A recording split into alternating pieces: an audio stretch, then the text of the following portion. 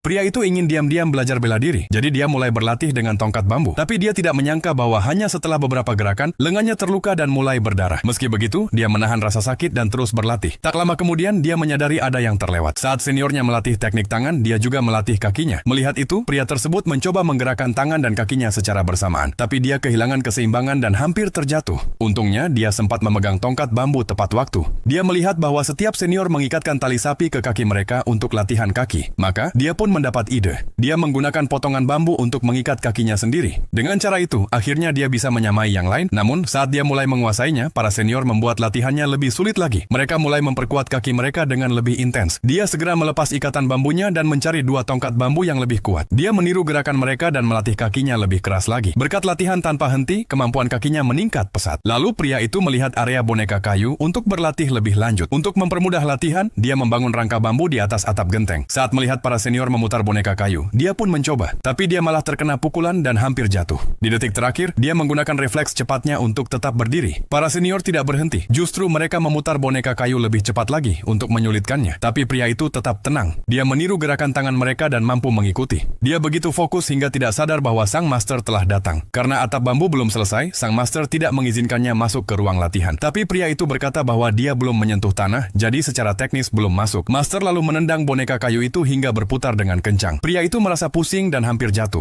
Kemudian sang master memukulnya lagi dan membuatnya terpental ke rangka bambu. Pria itu pun melanjutkan membangun atap bambu. Setelah sang master pergi, dia kembali diam-diam berlatih. Dia mengangkat tongkat bambu untuk mencoba beberapa gerakan, tapi tiba-tiba melihat seorang senior terluka secara tidak sengaja. Dia begitu terkejut sampai hampir menjatuhkan tongkatnya. Untungnya, semua latihannya telah membuatnya sangat terampil. Beberapa hari kemudian, atap bambu akhirnya selesai. Tapi yang mengejutkannya, sang master mengingkari janjinya. Dia menolak untuk menerima pria itu sebagai murid dan memintanya untuk membongkar bambu dan pulang. Pria itu sangat marah karena sang master telah melanggar janji. Dia pun memutuskan untuk tidak pergi. Mereka akhirnya bertarung. Kali ini, apapun yang dilakukan sang master, pria itu bisa mengatasinya dengan mudah. Ternyata, sang master memang sengaja menyuruhnya membangun atap bambu. Dia ingin pria itu belajar bela diri secara diam-diam. Kini, pria itu telah menguasai semua tekniknya. Akhirnya, dia mengerti mengapa sang master menolak menerimanya sebagai murid. Jika dia menjadi murid resmi dan ingin pergi, dia harus melewati lorong berbahaya yang penuh dengan boneka kayu. Tapi karena dia belajar secara diam-diam, dia tidak perlu melakukannya.